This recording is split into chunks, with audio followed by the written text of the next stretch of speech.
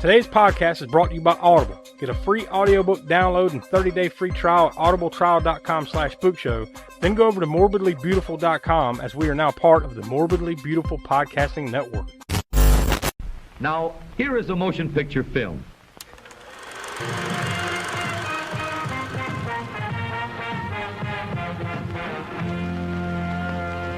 And now, ladies and gents, it's showtime!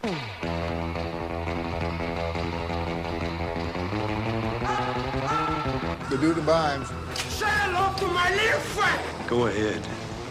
Make my day. Come quietly or there will be trouble. I'll shove that bat up your ass and turn you into a popsicle. Inconceivable!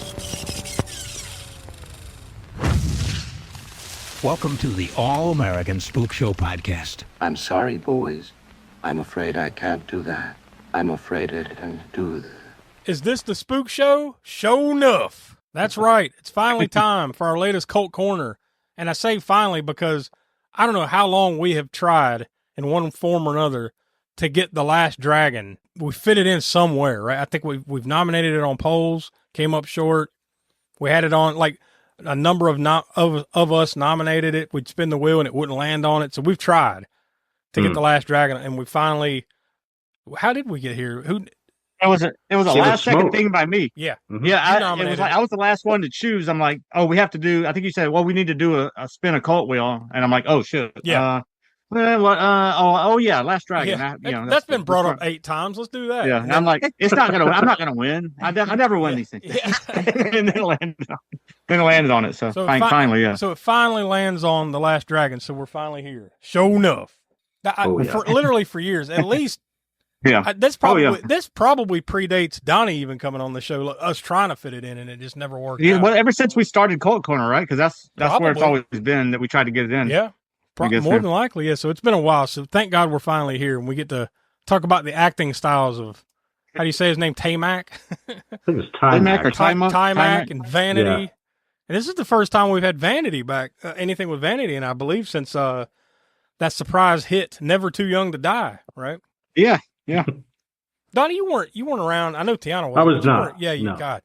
Oh yeah. That, honestly, we need to just revisit that movie. Like, it's been long enough now to where, like, maybe we could squeeze it in on Cult Corner just so we can talk about it again or something. I don't know. Oh, it was crazy because none of us had ever even seen or heard of it until Willie, I think it was, that came across, and then he sent the trailer or he sent a scene of it to the group chat back then, and we're like, what the fuck?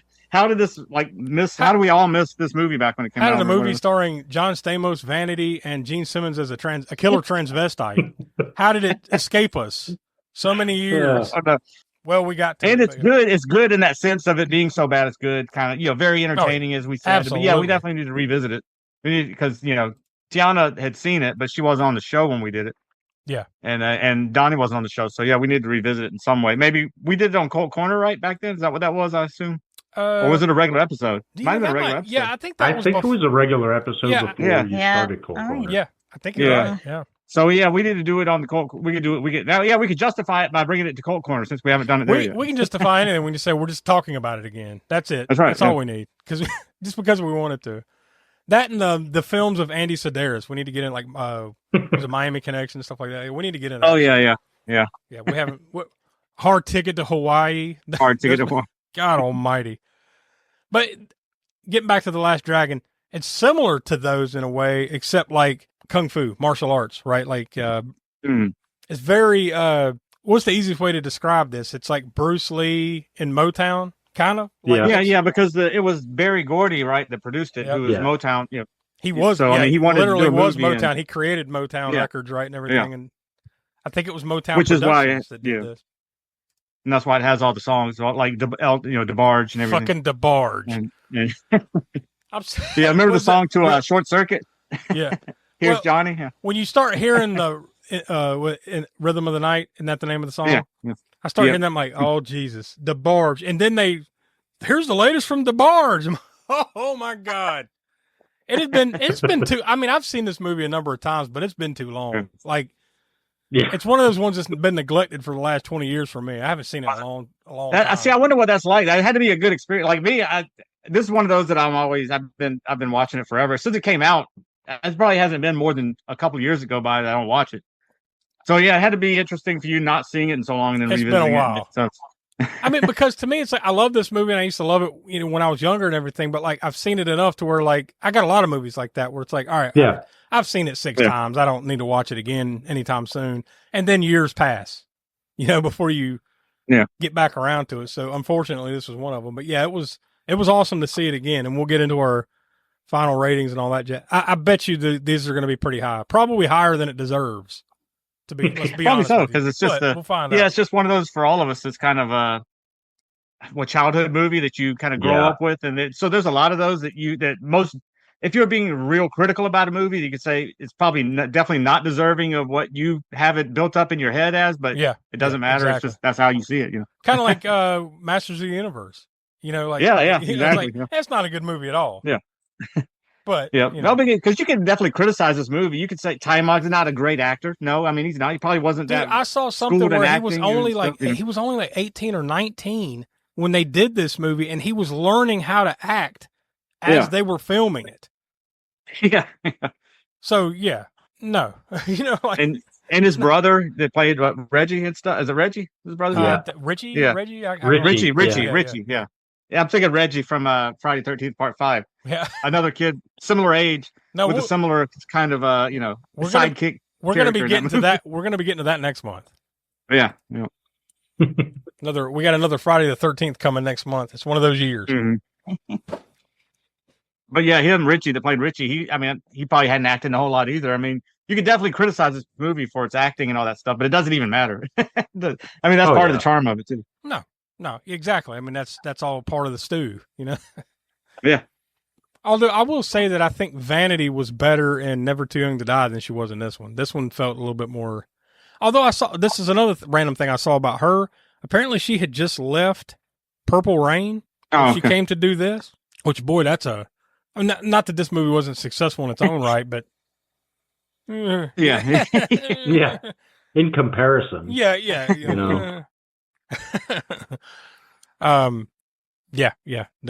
that. But Tiana, what about you? You've seen this before, right? Yeah. Seen it a few times. Was this one of those favorites growing up, or was it something you watched later on? Or probably seen it once when I was younger or whatever, but it didn't. I guess it's mostly for boys. Really, I mean, it's a fun one, but yeah, I can see that. All the Bruce Lee stuff and Vanity and all that. Yeah, probably wouldn't appeal to little girls. That's definitely the part that clicked with me back then, because I was already, of course, a huge Bruce Lee and Kung Fu fan before seeing this. So then that just added to it, the whole, him being enamored of Bruce Lee and sort of being his idol and all that. And then all the actual scenes from like Chinese Connection, Fist of Fury, etc. Enter the Dragon that's playing in the theater. The things that I always think about, even when I was younger watching this, all the way to now, like when you think of The Last Dragon, the first things you think of is Bruce Leroy, right? And you think of Shonuff, the Shogun of Harlem, and like just his look and everything, and just his maniacal nature and everything. That's the first thing that pops into your head. Everything else is just part of it, But yeah. And the funny thing is about a movie like this, like there are some like kind of like well-known actors that had success later on, kind of running around in the background and stuff. But the major roles, it's not really anybody that went on to do much, right?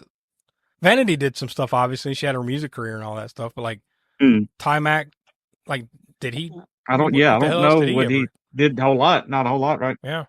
I mean, I assume like not a whole lot as far as like movies. Yeah, that's what. Yeah, like I'm sure he had like some type of martial arts career or something. I didn't look deep into his biography, right? But not much of a movie. Which, by the way, that's of course that's the huge thing of this movie is you could see like Motown, and they wanted to combine it with kung fu and martial arts, which was, of course, by 1985 was just blown up to its probably peak at that point. I mean, you could argue the 70s was the peak, but whatever. It was still carrying on with and the ninja thing, which they fit into here, right? Because there's a scene when Time Up, comes into the room to rescue Vanity from Eddie, what's the name? Arcadian, right? Yeah, Arcadian. And he comes in like full ninja uniform because he's trying to hide his identity. But I mean, that plays into the whole ninja thing that was huge also at this time with Canon Films releasing, Enter the Ninja, Revenge of the Ninja, and I think Ninja 3, The Domination, and all that. So. I think so much about this movie that works as well as it does, but is also such a time capsule type thing because Eddie Arcadian, like he's like an evil where did he come? Yeah, record exec guy. Yeah, but he's well, not also really a record exec. He's a video game guy. He's like he's basically guy. just a criminal mastermind, right? Who has his hand in everything that he can to make a dime. Or but he's a video arcade guy. Okay, this is 1985. Video arcades are huge, right? Yeah. The soundtrack with the Motown stuff and the dances and all that kind of stuff. So you get a little bit of that. Oh God, MTV stuff. Yeah, but no. What's the movie that I'm thinking of?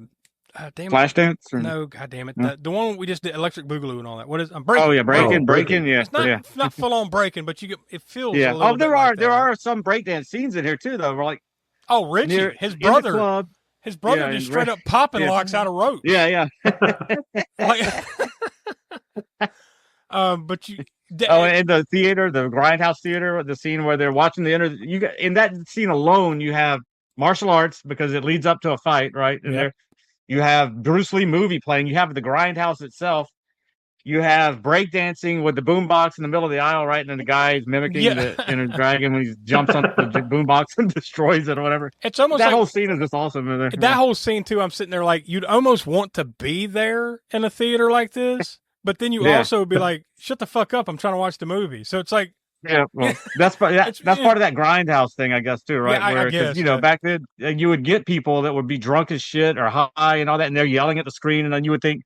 It would just piss people. That was just part of the atmosphere of it. I guess you just dealt with it back then, going to those types of theaters. That theater that you're talking about, and I don't know if you saw this, Smoke. It was shot on 42nd Street in New York at the Victory Theater, which at that time was a working adult movie theater. Yep, so a literal Grindhouse. Yeah, like literally. A literal 42nd Street Grindhouse. Yep. That's right. Because this was 1985. It was still going on. It was getting near the end of it, but it was still it was still going on until about the 1989, 90, around in there. Yeah, because some of them were still hanging on. Most of this was filmed, in parts of New York City. I mean, almost all of it was, and it was filmed in April of 1984. It didn't come out until about a year later. So you're in 1984 here on 42nd Street at the Victory Theater, right in the heart of it.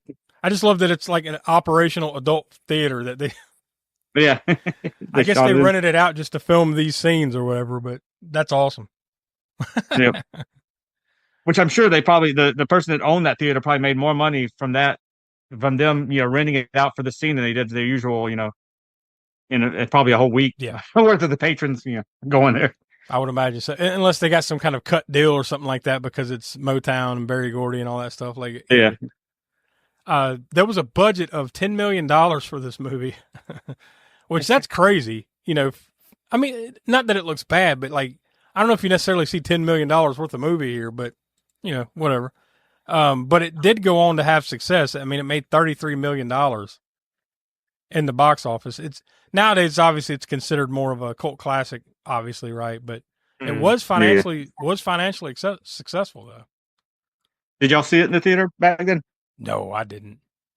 No, I mean, this comes out. I'm 4, almost 5 years old. Oh, yeah. I guess. Yeah. No, I've never seen I'm it. the elder statesman. Yeah. I've never seen it on the big screen, though, although I would like to. That would be awesome. Yeah. It was good. Yeah. I saw it back when it came out, and then of course the video rental I saw it a bunch of times. But then we got to see it last year in whatever month it was when it came out for the 40th anniversary. Well, like I said, it came out March of 85. 85. So I would assume it would have been around March or April of last year that it got. They don't always do that with was it Fathom events? I think it's Fathom. They don't always line it up with the exact month it came out. That'd be cool, but I mean. At least a year. Yeah, sometimes it wasn't in March though. I'm pretty sure it was towards the end of the year. I see it here. The 40th anniversary. It came out October 19th. Yeah, yeah. So it must have been back in October that you saw it. Yeah. Yep. So I was reading a little bit ago that Denzel had auditioned for both Leroy and Shonuff. Dude, can you imagine? Yeah. I saw a list. I have to find that list real quick. I saw a list of who was being considered for the part of Leroy Green, Bruce Leroy. Okay, here it is. Here's the little short list. Billy Blanks. Wasn't that the Tybo guy? Yeah. Billy Blanks. Others that were considered were Wesley Snipes, Mario Van Peebles, Lawrence Fishburne, and Denzel Washington, like you just said. They all strike me as being too old for that role even then, Yeah, although age-wise, they're probably. I mean, they're older than he is. So. They're older than he is for sure. But yeah, I guess they could have changed it if they were using one of those. They could have changed his age for the movie or whatever. But I mean, if you're trying to play the same age as he was in here, it seemed like yeah. Plus, too, I don't know if they could have pulled off. Not that he's putting on a master class of acting or anything, but I don't know if they could have pulled off the way he is as far as like being really innocent with everything. Yeah, and all that, he's almost he's like a kung fu nerd, really. Yeah, real nerdy about it, and everybody even his own brother like makes fun of him and shit, and it's like yeah. I mean, his little 10-year-old brother, kind of things. His little 10-year-old brother's more of a player than he is, like. Yeah, the scene where he schools his brother is hilarious. Yeah, on like you wouldn't even know what to do with it if she did. Yeah. Know to put it. As we often do, we have it here. This is the weekend that it came out. So it came out the weekend of March 22nd through the 24th of 1985. So I've got the top box office here. Let's see. Number 10, The Killing Fields. Good Lord, it was in its 21st week. I've never seen it. Damn. I haven't seen it either. Huh? Played forever. Number 9, The Sure Thing. Number 8. I don't even know if I've seen that one. Number 8, a little cult classic called The Breakfast Club, which I'm sure we'll probably worm in here one time or at some point or another. Yeah. Number 7, Witness. That's the Harrison Ford one, right? Yeah. Number 6, a little unknown indie flick called Beverly Hills Cop. Was in its 16th week. Number 5, in its opening weekend, Baby, Secret of the Lost Legend. You got me. It says Disney, but I don't remember that one. I think, wasn't that about a dinosaur? I want to say it is, but that sounds like something would be about a dinosaur. Some kind of baby brontosaurus or something. Number 4, also obviously in its opening weekend, The Last Dragon made $5.2 million that weekend and it was distributed by TriStar Pictures, by the way. Number 3, one of Donnie's favorites in its third week, Mask. Fuck. Nobody gonna say. Wait, anything? Mask like the not the Jim Carrey mask. And not the animated cartoon, the Rocky Dennis. No, not that horrible cartoon either. Come on, that's not horrible. That's good stuff. I didn't really like it back then, but yeah, I could. You don't like Mask, the cartoon series? It didn't really. Oh yeah. I didn't really like that go ahead and say the what is it? The nickname you gave him? I forget. Well, you talking about the Rocky Dennis? What do you mean? Yeah. I forget what. You know what? It wasn't you. It was your brother. It was Jamie. Yeah, then it's probably not worth mentioning here on the airwaves. Lord knows what kind of hell road you might take us down. Number 2, also in its opening weekend, Porky's Revenge. That was the fourth one, right? Or the third one? God, I don't remember which one that was now. I want to say it was that not the second one? I don't know. Maybe I'd have to go back and look at that. No, it's not the second one. What was? I don't think. Was that one maybe just called it was. Porky's maybe too? it was. So I don't know. I don't have the whole franchise list in front of me, but dude, I love those Porky's movies. They're dumb as shit. But oh yeah. I love those Porky's movies. And number 1, this is awesome. Godsmoke, if you could only go back to the weekend of March 22nd to the 24th of 1985, because you could have seen The Last Dragon, which you might have. You could have seen Porky's Revenge, or you could have seen the number 1 movie in the box office that weekend, Friday the 13th, A New Beginning. Yeah. I did not get to see it in the theater back then, unfortunately, but I did see Beverly Hills Cop for some reason. For some reason, I remember going to see that one, even though it's rated R and Which we've already mentioned. It is ironic because we're about to talk about that movie next month. Friday the 13th, A New Beginning. That's part 5. Yep. So we just talked about part 4 here. We had the bonus episode here. So now we'll be getting to that. So the exact same weekend that movie came out, The Last Dragon came out, which is crazy. So I'm sure we'll bring that up again. Wait, and that was March what? March 22nd of 1985. That was the day they. Yeah, which is crazy because it was another weird occurrence again because we only do Friday the 13th movies when it's a Friday the 13th. Last month, or Andrew just mentioned in February, it was Friday the 13th Part 4 that we finally got up to. Yeah. It's just weird that in March of 1985, was it 85, right? Yeah, this is March of 85. So 40th anniversary, no, 41 years now. Yep. 41 years ago in March, but then the Friday the 13th just happens to fall when we're doing that particular one, which will be in March. Yeah. Friday the 13th in March. I mean, it's also odd if you think about it that it did not, that movie in 1985 did not release on a Friday the 13th. It came out on the dreaded Friday the 22nd. Because remember the previous year, the one we just talked about, it did come out on, I think it was April 13th of 84. So it did come out on a Friday the 13th. I guess it just didn't line up on when they wanted, when they completed it and wanted it to get out there and start making money, I guess. But yeah, it is this weird. This isn't really a connection, but it is kind of interesting. I think you guys would, I don't know if you guys have read about this, but Joe Bob. Joe Bob, actually, this was the very last column that he, because he was a movie critic in Dallas. Yeah, where he actually wrote for the paper or whatever, right? Yeah, he wrote for the paper and reviewed The Last Dragon, and then they fired him. Well, I hope Last Dragon didn't, cause that to happen. Maybe, but then again, you may not have. I wonder what he had to say. I wonder what he had to say about it, because this is one of those kind of movies that he might have loved or hated. I don't know where he would have stood on that. Yeah, I don't know. Yeah, like I was trying to see if I had it. I don't really have any more notes. I mean, did y'all have anything you wanted to point out before we start diving? I mean, I know we've already dove into it a little bit. But a little bit. We can dive a little bit more. Obviously, this was produced by Motown Productions and Delphi 3 Productions and distributed by TriStar Pictures. I would imagine if you've ever seen it, you would know that it's rated PG-13. This isn't a rated R type of movie, although there are some things in here that I would see where it would get a PG-13 over a PG, right? I can see that. It is a little long too. I mean, it's a total runtime of 1 hour and 49 minutes. I didn't remember it being that long. No, I don't remember it. No. You said it was rated PG-13? Yeah, this was PG-13. Oh, okay. Must have been one of the early ones, because wasn't 1984 was when Temple of Doom came out, right? And that was that was one of the ones that kind of forced the PG-13. It didn't get a PG-13 because they didn't have it at the time. So it must have been later in 84 or 85 when that started. Yeah, because this is March of 85. So must have been sometime.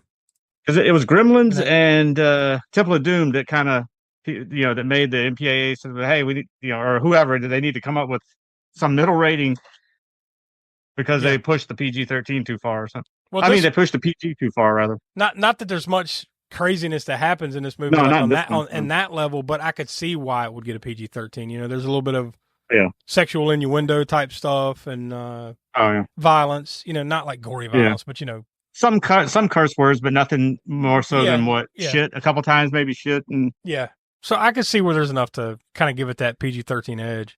But like I said, I didn't remember it being as long as it is, but like it doesn't feel like an hour and 49 though. I guess because you're entertained, so time flies when you're having fun, kind of thing.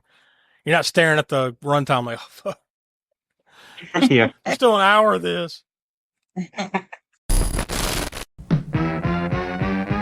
intermission. It's intermission. It's intermission. It's intermission. Ice cream, candy, lemonade too, and there's a hot dog waiting for you. The popcorn's popping and it's ready to go. All the great food is stealing the show. Get up out your seat and get yourself a tasty treat down at the snack bar. Snack bar. I think the best place to start when we're just kind of going through the movie is the opening credits. All right, these are cool credits.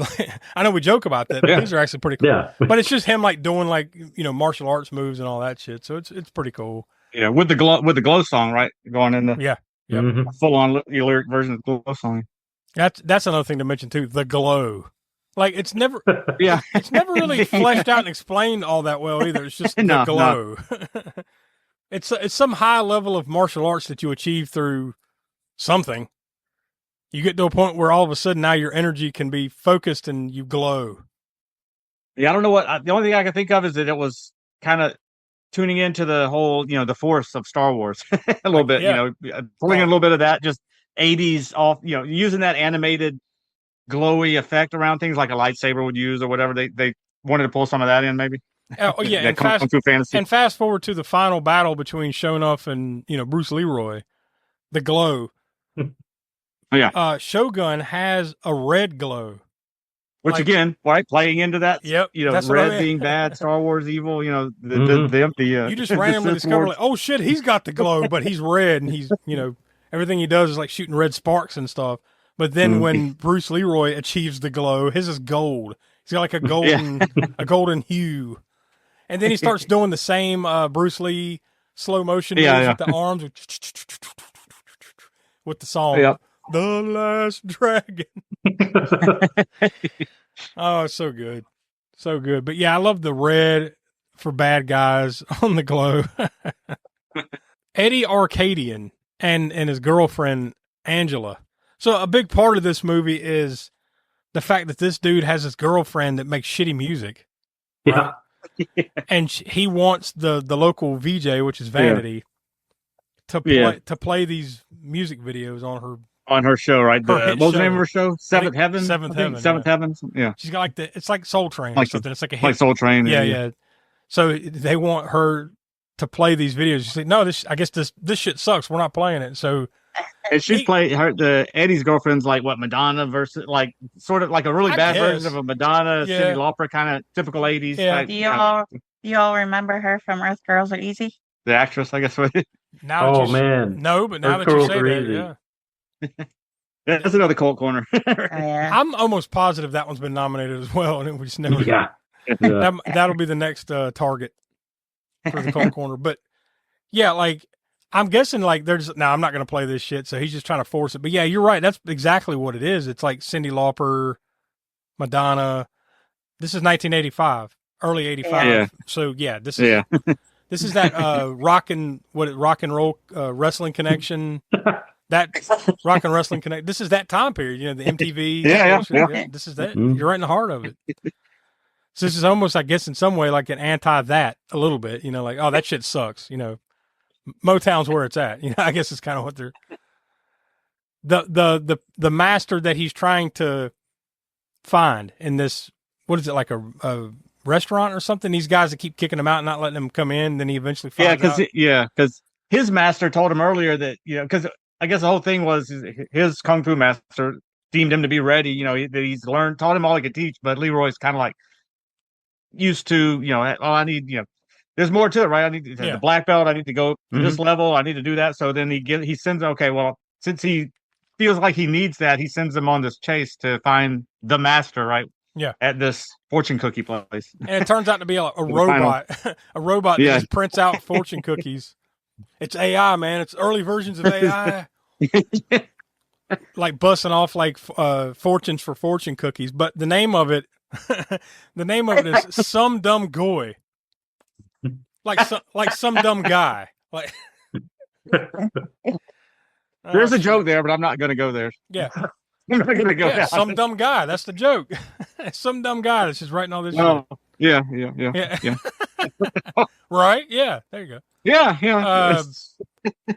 The Bruce Lee lightning montage. You know, where like Vanity keeps bringing him in, like she clearly just wants to screw him, and he's being the karate nerd that he is. He's not picking up the hint really, but she brings him into the club, and she's just playing a montage of Bruce Lee movies that are just edited together with lightning, just strikes of lightning.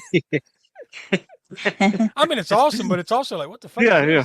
Again, part of that, like, I guess MTV videos editing, just put some flashes of lightning in here with the scenes of whatever from the movie, you know, action scenes or whatever.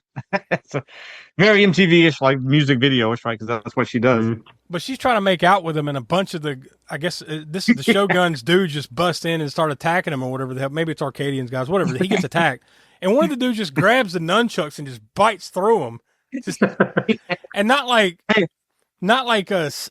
grabs him with his mouth and spits it kind of thing. Like bites through it, like, and it just falls apart. Yeah, he's like,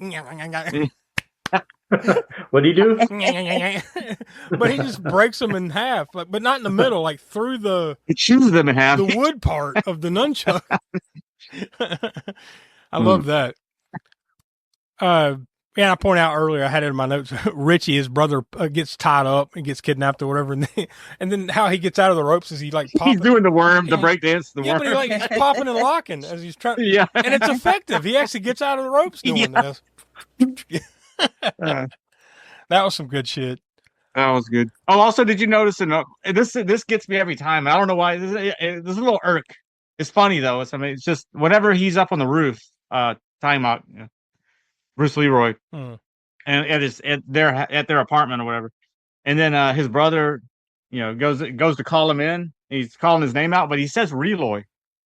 Yeah, I Leroy. heard that. Reloy. I can't unhear that. Every time that scene comes on, it's like Reloy. I'm like, what Reloy? I didn't catch that, but do you think they did that on purpose, or do you think he just fucked it up and they kept it in?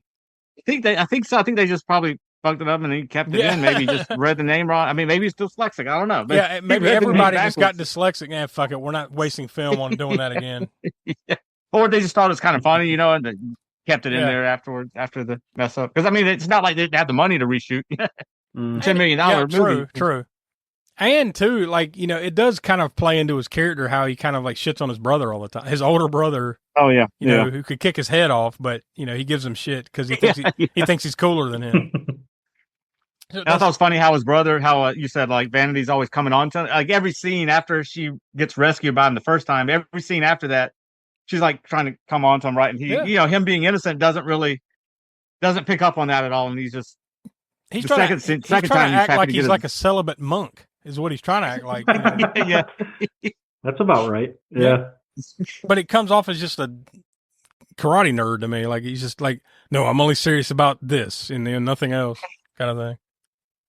Which leads to that thing we were alluding to, talking about earlier, with his brother schooling him on his love life, or his lack thereof, and what he needs to do to remedy it or whatever. Mm-hmm. Well, that leads to the ultimate showdown. Eventually, you knew it was going to come to that between Shonuff and Bruce Leroy. And, they have dueling versions of the glow or whatever. And, of course, he's able to come out on top. He defeats him. And then I believe it's Arcadian shoots him with a gun or shoots at him. Yeah.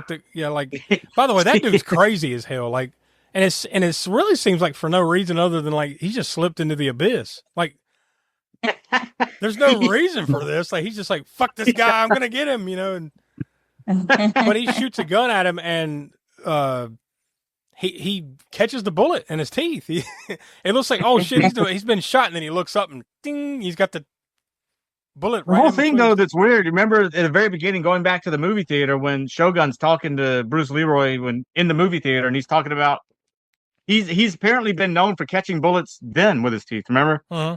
Because he said something about catching bullets with your teeth and all. So that's happened to him before, or there's been a rumor they just plant that seed. Yeah, so that you get it at the end. Throughout the movie, I totally get Shonuff's motivation is like, I'm the tough guy. I need to take this dude out so everybody will realize I'm the real deal. I get that. Yeah. Arcadian comes from like he just gets obsessed for no reason. It seems like to me, like. Well, he's obsessed with that girl, right? With her playing the video, and did the whole thing with him when he gets in there and he's kind of like the DJ himself, and he's like, oh yeah, and he's like throwing all the lights on and doing the stuff and his little dance and his. And then like she's also off his rocker way before by that time. She dumps him, and then another girl comes along, and like there's this moment where like, who's she? Like it's like he's found his next girl, but then they don't follow up with that whatsoever. Really, it's just okay. Well, that happened. Moving on, And there's other quirky things like his fish tank with whatever that is. Is it supposed to be piranha? It's just some weird fish, man-eating fish in there, right? Well, I assume it's piranhas. Because there's the part where they take like a raw bird, like a whole damn side of an ostrich haunch or something. Yeah, it's like a big ass hog leg. And they stick it in there, and it comes out like a bone or whatever. And then there's later on, Bruce Leroy like sticks his head down in there, but like then pulls it out real quick. So like. Yes, sticks Arcadian's head in the tank, like to scare him or whatever. But it doesn't do anything. I guess he, sticks it in and pulls it out fast enough. But yeah. I assume it's piranhas. Yeah, but it's like nasty green water that you can't see what's in there. So yeah. Which I guess that's. Because piranhas, that's budget. That's budget, right? Yeah, like, that's budget. Yeah, we're not going to really show any fish. It's just you just assume it just adds to the quirkiness of some of the stuff in the movie like that. Yeah. But that's how it ends. Is like he catches the bullet in his mouth, and you're like, "Holy shit!" The glow. And then there's, and then there's just like a little kind of wraparound scene where him and Vanity kiss, and then. Oh yeah, there's that scene at the end where again the joke scene, where, again playing on his lack of love skills, right? Whenever the song's playing loud and he's like mouthing something, and then the music all of a sudden stops. He's like, "I didn't show me the moves," or whatever, and then everybody's laughing at him because the music has stopped. I could kill everyone in here with one look. No, we're not going down that road. There you go. It's awesome. The Last Dragon.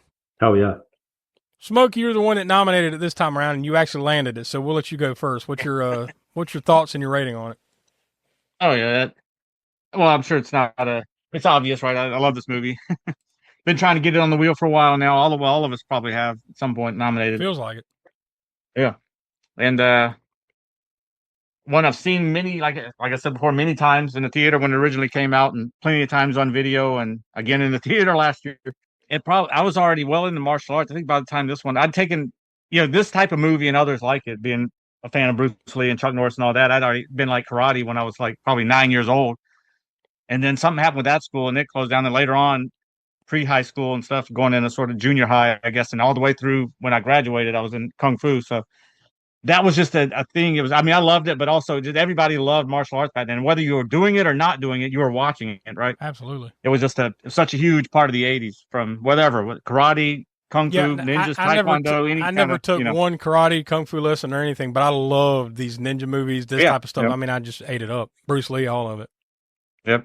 Yeah, I even had a ninja. I didn't take ninjutsu. There was hardly anywhere that would teach that unless you're in LA. I could see Smoke as an early, like 1987 ninjutsu class. Well, I had the uniform. I was taking karate and all that. So ninjutsu is basically karate, but with a bunch of weapons stuff. And it's kind of just playing off of the whole ninja thing from the 80s. You aren't being taught to be an assassin or anything or whatever. But I had the full ninja gear, the throwing stars and the climbing spikes and all that stuff. And it was just part of that. So this just played into all of that, just martial arts craze of the 80s. Again, like I said, combined with Motown, combined with quirkiness of like the glow thing coming from various sci-fi and just 80s, like the fact that they wanted to use these animated effects, painting the cells with the animation, like lightsabers and laser blasts and all that. It just kind of played into that too. And it's got its quirky characters and stuff. So it just is well worth repeated viewing, right? I'll go with 4.5. All right, Tiana, what do you say? Oh yeah, I like this one. I don't know anybody that doesn't like it. I'm sure there's. Well, we always say Siskel and Ebert. I don't know where they stood on it. Yeah, I don't know what they gave. I don't know what they gave it, but they probably didn't like it too much. I don't know. I don't know how they were with martial arts movies. Anybody that's like takes movies too serious probably didn't like it. Yeah. As long as you know like how to we have said, there's plenty of stuff not to like. There's plenty of critiques of the acting and this, that, and the other, and you can throw at this movie, but this ain't the place for that, though. Fuck them. No. I give it a 4 because this is definitely one you can pull out every couple years and watch for sure. Never gets old. No, I agree. Like I said, it's been a while that I've seen it. Not necessarily on purpose, just kind of like, well, I've seen that enough times, but God, throughout the late 80s and early 90s, man, I probably watched this thing 6 to 10 times. God knows. I can't even put a proper number on it. I've seen it a number of times. Yeah, man, I don't know. It's kind of tough because it's not the greatest movie in the world, but I love it, kind of thing. So I don't, but my scale, I don't want to kind of screw my scale up a little bit, but I think I'll agree with y'all. I'll go with a solid, I'll go to 4. I'll go with wiggle room to move it up or down one of these days. We do get the re-rating period on the anniversary. So maybe I'll think about it some more, but for now, I think 4 is fair. It's a great flick. Yeah, it's a fun flick. I'll put it that way. And it's quirky and funny and time capsule enough. It meets all the criteria for these type of movies that I like. So I'll go with 4. So Donnie, you get the final word. What do you say? Yeah, man, I love this movie. I've always loved this movie. We talked a little bit about, Smoke mentioned, just the martial arts, connection with it, but it also we talked about the Berry Gordy Motown connection. It also has very, very deep hip hop connections, and there's, I don't know, I guess as a white guy you don't really hear it enough, or maybe it's not really our place to talk. My place to really talk about representation, but that this is basically one of the only movies or probably one of the earliest movies that was on a large scale. I say on a large scale, we'll say at least that got a theatrical release where you have a a person of color that is in the the main hero type role. Not many. There's not many. Not many. You have to wonder too about the influence on, say, like, I know it's corny, but like the Wu-Tang Clan and stuff like that. Because I know that they were all into the Bruce Lee and of course, that type of shit. But this movie, Kung Fu cinema and all that. That's where the Wu-Tang name comes from. I'm sure they ate this shit up with a spoon. No doubt, no doubt. And also though, was it Buster Rhymes? Was it? He, some of his character, some of the way he dressed reminds me of Show Nuff. In some of his videos. Yeah, he had he dressed up as Show Nuff in one of his music videos. That's right. Yeah. So like this, this has very, very deep hip hop connections as well as Motown and all of that. But I've always loved this movie. As far as the scale, the cult corner scale, I can't quite put it up with Goodfellas or Scarface. And that's where I struggle. Like when you start comparing it to that, you're like, all right, but for what it is, I'll give it a 4.